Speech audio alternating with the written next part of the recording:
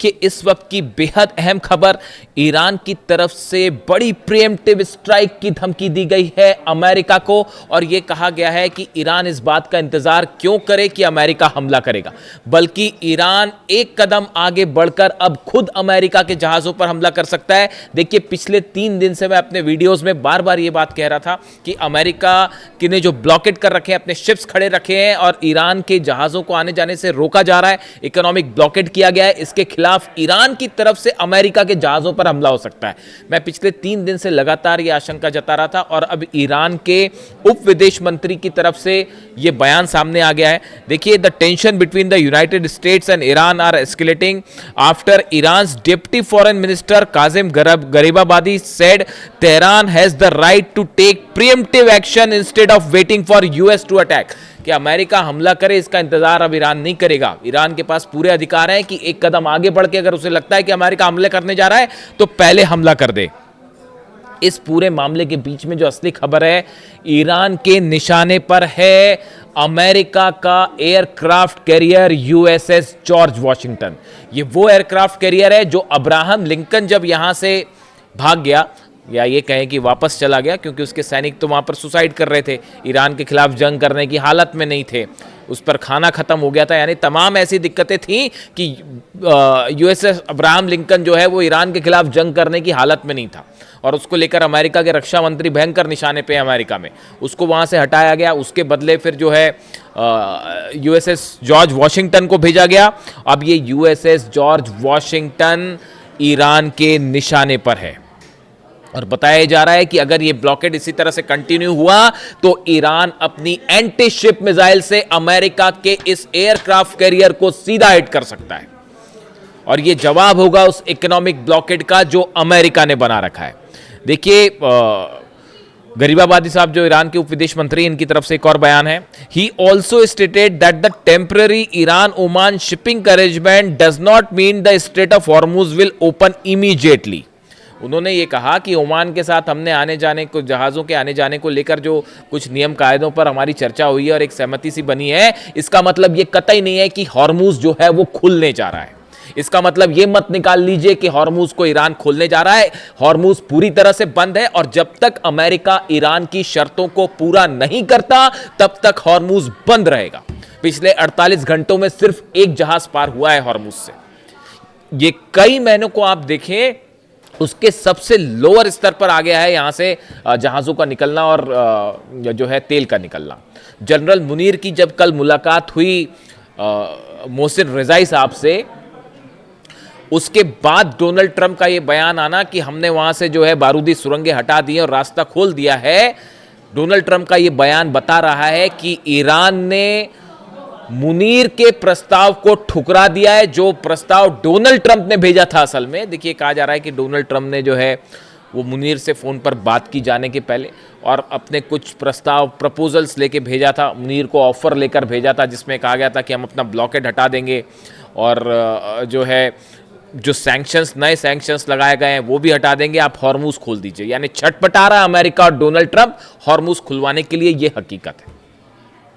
और जब मिलिट्री पे आप नहीं हरा पाए, देखिए ये इकोनॉमिक ब्लॉकेड हुआ क्यों? क्योंकि पूरी दुनिया के सामने ये सच सामने आ गया कि अमेरिका की नेवी, अमेरिका की नेवी, अमेरिका की फोर्सेस, अमेरिका की सेनाएं, अमेरिका के जहाज, अमेरिका के फाइटर जेट ईरान को नहीं हरा सकते, बल्कि ईरान भारी पड़ गया है।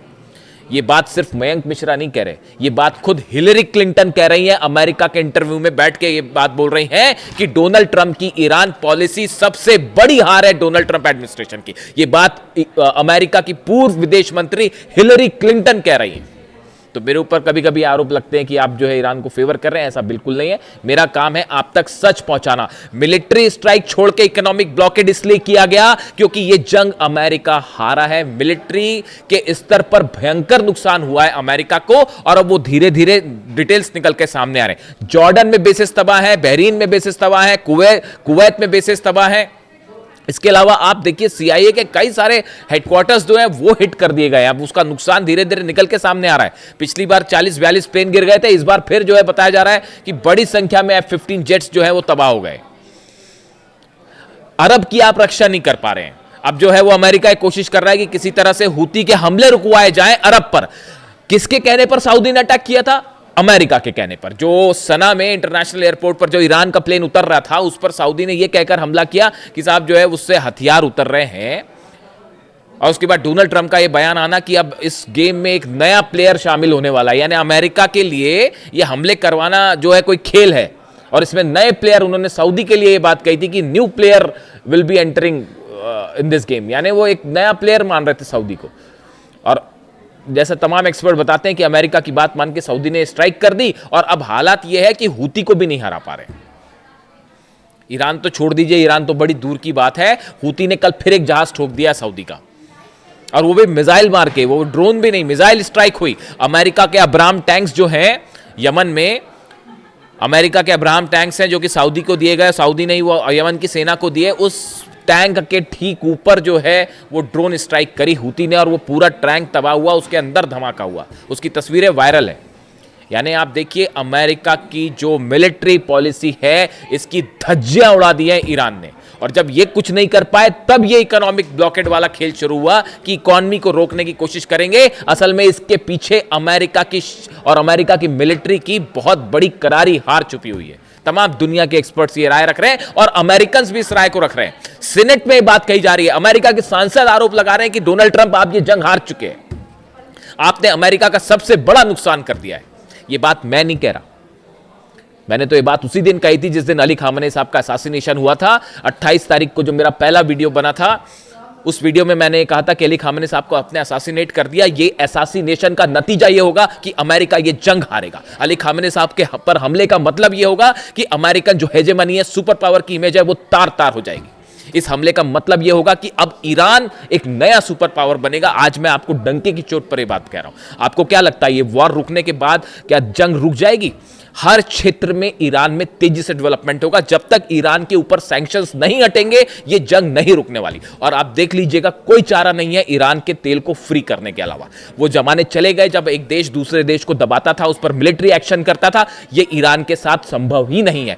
रूस और चीन पीछे आके खड़े हो गए। तमाम देश जिसके ऊपर डोनाल्ड ट्रंप सैंक्शंस लगा रहे हैं, सबका गुस्सा फूट रहा है। यहां तक कि कनाडा ने भी ईरान के स्टाइल में जवाब दे दिया डोनाल्ड ट्रंप को कि टैरिफ का बदला टैरिफ होगा। 50% तुमने टैरिफ लगाया, 50% हम भी तुम पर टैरिफ लगाना चाह रहे हैं। मिलिट्री हार हो रही है, इकोनॉमिक पॉलिसीज की हार हो रही है, टैरिफ की हार हो रही है। खुद सुप्रीम कोर्ट टैरिफ को इलीगल बता चुका है। रशिया चाइना ने कह दिया हम तुम्हारा जो सैंक्शंस लगा रहे हो आप ईरान के ऊपर, हम उसको मानेंगे ही नहीं। ये तो हालात है। अब ऐसे में चेतावनी आई है ईरान की कि अपना यूएसएस जो जॉर्ज वॉशिंगटन है एयरक्राफ्ट कैरियर, वो निशाने पर है, बचा के रखना उसको। और गरीबाबादी जो है विदेश उप विदेश मंत्री, वो भी कह रहे हैं want that the waterway could remain closed if Iran's conditions are not met. अगर ईरान की शर्तें पूरी नहीं की गई, हमेशा बंद रखेंगे हॉर्मुज को। और लंबी हम लड़ाई करने के लिए, इकोनॉमिक आपका वॉर जो है चलता रही है, हम 2 साल तक लड़ने के लिए तैयार हैं। ये सोच रहे थे अमेरिका की ईरान डर जाएगा और समझौता कर लेगा, उन्होंने कह दिया हम 2 साल तक आपका ये जो इकोनॉमिक ब्लॉकेड हम झेलने के लिए तैयार है, देख लेंगे, जो भी वॉर होगा वो देख लेंगे। अब ये यूएसएस जॉर्ज वॉशिंगटन है, ये निशाने पर है। ये खबरें खुफिया सोर्सेज से, डिफेंस इंडस्ट्रीज जो होती है उसमें वायरल है। अमेरिका का वो एयरक्राफ्ट कैरियर है जो न्यूक्लियर एनर्जी से चलता है। इसमें 2 रिएक्टर्स हैं, इसकी वजह से इसको फ्यूल की ज़रूरत नहीं पड़ती, ये काफ़ी लंबे समय तक चल सकता है।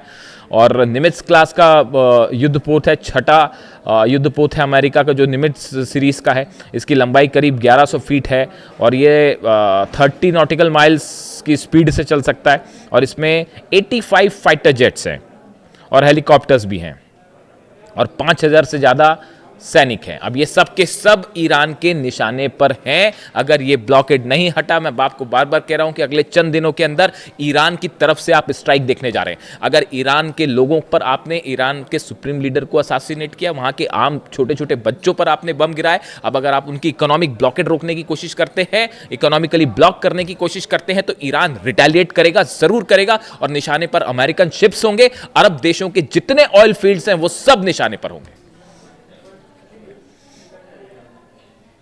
इससे जुड़ा जो भी अपडेट होगा मैं आपको पहुंचाऊंगा। एक बड़ी जंग दस्तक दे रही है और इस बार ईरान इसको लीड करेगा। ईरान की तरफ से इसकी शुरुआत होगी।